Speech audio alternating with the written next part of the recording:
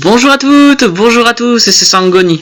Bienvenue pour cette nouvelle vidéo concernant le tout dernier événement de Dragon Ball Z, c'est-à-dire le Dragon Ball Z Kakarot. Alors, Dragon Ball Z Kakarot, c'est quoi? C'est en fait le Dragon Ball Z Project que j'avais fait une vidéo dessus, pour vous expliquer un petit peu que c'était le nouveau dernier grand jeu Dragon Ball Z qui va sortir. Il sortirait normalement début 2020, donc l'année prochaine. Pour l'instant, on a eu un extrait du gameplay à l'E3 il y a quelques heures, donc c'est pour ça que je vous le stream pour vous présenter un petit peu. Alors globalement c'est un open world, c'est-à-dire qu'on a un personnage et on traverse toute la map, un peu la Metal Gear Solid 5. Le truc c'est que là on est dans Dragon Ball, les graphismes sont très beaux, en tout cas la première de ces poches des graphismes est magnifique, et en fait on parle au PNJ qui nous donne des petites missions en plus des combats. Alors les combats, ça se présente globalement comme Xenoverse et Xenoverse 2. Donc ça, on voit de mieux en mieux, Battle of Z, Xenoverse 2. Et voilà, le Dragon Ball Kakarot. Alors comme ça s'appelle Dragon Ball Kakarot, à mon avis, on va principalement jouer Goku. C'est fini la création et la customisation de ton personnage. Aujourd'hui, excusez-moi, je vais retirer la petite pub. Aujourd'hui, en fait, on va principalement voir... comment ça se joue. Après le truc c'est que on a Goku, je pense qu'on a des alliés, parce qu'apparemment ce qui va changer par rapport aux anciens Xenoverse, c'est qu'en combat on va pouvoir se battre à 2 contre 1, et donc là le premier allié c'est Piccolo forcément, puisque le jeu reprend la deuxième partie de la série, c'est-à-dire Dragon Ball Z, qui est la suite de Dragon Ball. Alors comme on peut le voir aussi, c'est un RPG, donc ceux qui connaissent l'RPG connaissent. Donc en fait ce qu'on va faire, c'est qu'on va farmer son personnage, c'est-à-dire l'augmenter de niveau en tabassant des petits ennemis, enfin c'est même pas des PNJ, c'est des petits adversaires, et ce qui permet de farmer. Donc plus tu travailles, plus tu le bats, plus tu deviens fort en fait, c'est ça le truc. Et donc là, les petits robots de l'armée du ruban rouge, vraiment, je suis même pas sûr qu'on le voit dans la série, même pas dans l'armée du ruban rouge, et en fait ça nous permet de gagner en XP, ce qui nous permet de devenir plus fort. Donc là apparemment sur ce gameplay, je pense pas que j'ai vu un autre personnage dont on pouvait utiliser, mais on utilise principalement Sangoku. Donc là même notre premier PNJ qui nous donne nos missions, c'est le numéro 8, Franky 8, pour ceux qui connaissent la première série. C'est le premier cyborg de la série, vraiment, qu'on rencontre lorsque Sangoku arrive dans la tour du muscle. Alors, donc là il donne des... D'accord, donc en fait il donne des missions, des petits trucs à faire.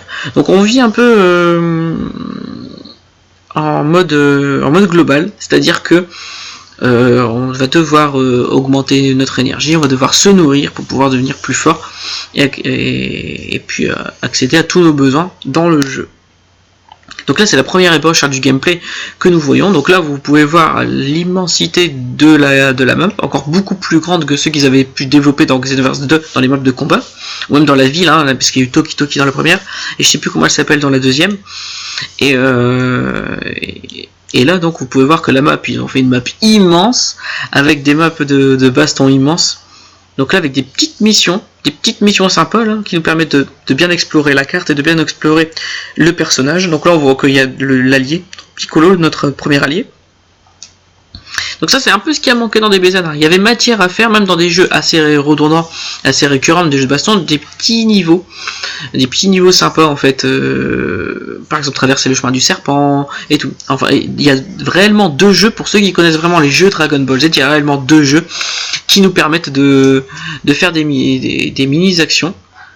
Et là, Sangoku il va pêcher, si j'ai bien vu. Avec la petite référence là du premier chapitre du manga, lorsque Sangoku il a sa queue de singe et puis il fait mine pour pouvoir pêcher le poisson, et là c'est une fausse queue, évidemment, puisqu'il l'a plus, il se l'est fait couper par le Tout-Puissant à ce moment-là de la série. Ah c'est vachement cool. Ah oui, donc comme je disais, il y a des petits jeux en fait qui existaient sur Dragon Ball Shippuden sur Game Boy en 95, un jeu uniquement japonais. On pouvait balancer la Genkidama tout en s'entraînant. et traverser le chemin du serpent entre autres. Et puis il y avait un autre jeu, c'est Dragon Ball Super Gokuden, que j'ai terminé. Et donc dans ce jeu qui était assez long, assez chiant, c'était un jeu d'histoire, c'était pas terrible, un jeu RPG, c'était pas forcément cool. Oula, Son Goku vient de tuer une biche en direct. Oh mon dieu. Je savais pas que Son Goku, il était plutôt dans la... Je me souviens que Goku, il était plutôt dans la protection des animaux plutôt que de les défoncer. Mais enfin... J'avais pas fait gaffe à ça. Alors oui, comme je le disais, il y a Dragon Ball Super Gokuden qui était justement en fait là pour était un jeu chiant, mais il y avait des niveaux super sympas. Lorsqu'on pouvait chercher les boules de cristal, labourer la terre, monter à la tour du muscle, c'était des mini-jeux qui n'ont jamais été repris et qui sont vraiment dommages. Là, ils ont l'air en plus d'avoir mis les jeux de baston en vie, c'est-à-dire qu'ils ont en plus, il y a même des PNJ qui ne servent à rien, peut-être des gens qui peuvent parler, tu sais.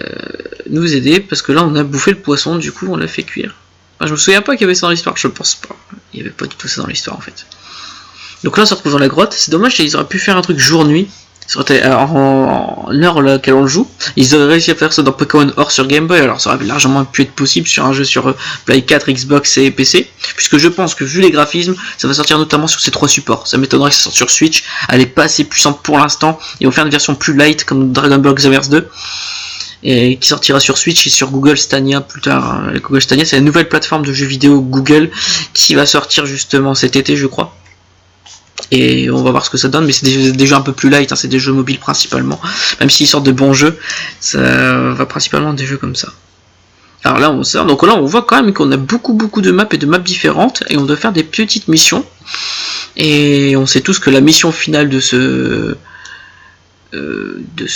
cette partie, c'est d'aller combattre Raditz. Enfin, je trouve ça un peu abusé parce que là, il vient de se faire voler son fils, Sangoku, donc il prend du temps à pêcher, à manger avec Piccolo, tu sais, à faire un peu le con, avant d'aller retrouver Raditz. Je vois le creux, donc à mon avis, j'avais vu juste. On va affronter. Il y a des dinosaures dans cette arène. Donc il y a Bulma qui nous donne des caractères. On n'a pas pu voir là, il nous montre un petit peu le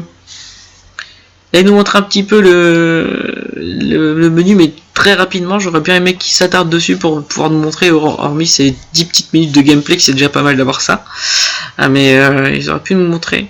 Donc là, Son Goku il mange. Donc on a des niveaux. Donc notre ennemi qui est le support numéro 1, donc la Piccolo en l'occurrence. Et bien apparemment il monte de niveau aussi, donc est-ce qu'on pourrait le contrôler? Je ne sais pas, on n'a pas encore d'informations dessus. Donc là on va dans le creux, donc là bam, Raditz. Oui, donc il a enfermé son fils, donc le gars il a eu le temps de manger un poisson et tout avant d'arriver pour combattre Raditz. Là c'est un petit peu abusé quand même.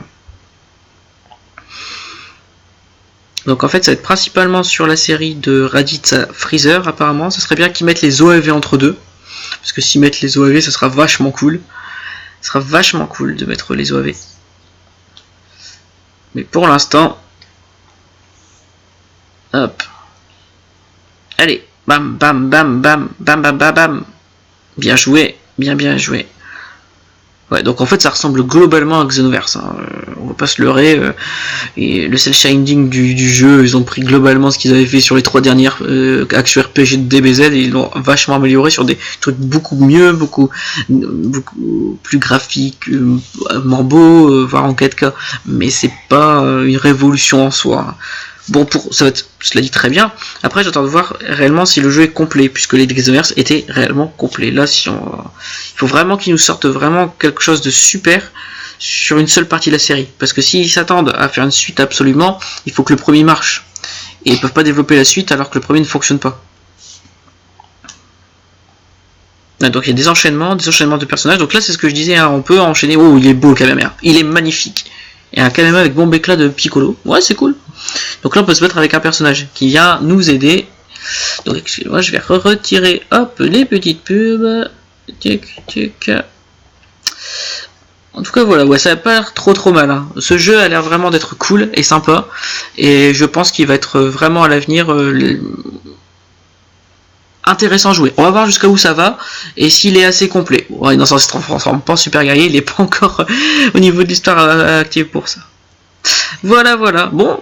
Merci en tout cas de m'avoir suivi sur ma chaîne. Vous pouvez mettre un petit pouce bleu sur la vidéo. Sur certaines vidéos, il y en a pas mal, donc c'est sympa. Vous pouvez aussi vous abonner à ma chaîne, puisqu'il y a plein de petites actus DBZ et plein de petites théories que je développe. Et on peut voir ça. Ah, bah tiens, une publicité d'Orange. Hop.